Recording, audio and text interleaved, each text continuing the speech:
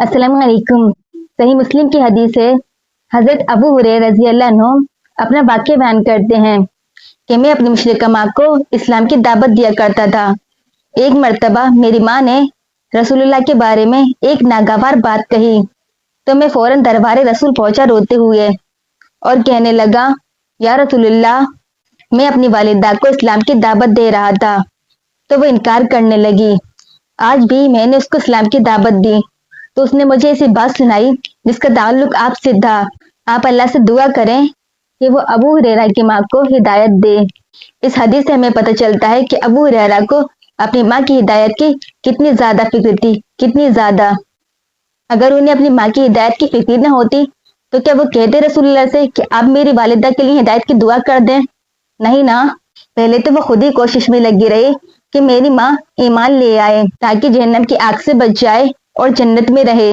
लेकिन जब वालिदा ने रसूलुल्लाह के बारे में उल्टी सीधी बात की तो अबू हुरैरा रजी अल्लाह अन्हु से ये बात बर्दाश्त नहीं हुई कि मेरी माँ रसूलुल्लाह के बारे में ऐसी बात कह रही है, मेरी अपनी माँ मैं कैसे बर्दाश्त कर लूं। तो अबू हुरैरा पहुंच गए दरबार रसूल, कहने लगे, या रसूलुल्लाह, आप दुआ कर दें मेरी माँ की हिदायत के लिए।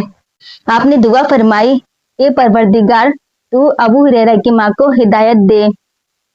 सीरत की रवायत में मिलता है कि इधर अबू हुरैरा दरबार रसूल से दुआए नबी लेकर घर लौट रहे थे और उधर उनकी माँ इस्लाम होने का ऐलान कर रही थी और ऐलान किया, अशहदु अल्ला इलाहा इल्लल्लाहु अशहदु अन्ना मुहम्मदन अब्दुहु व रसूलुहु।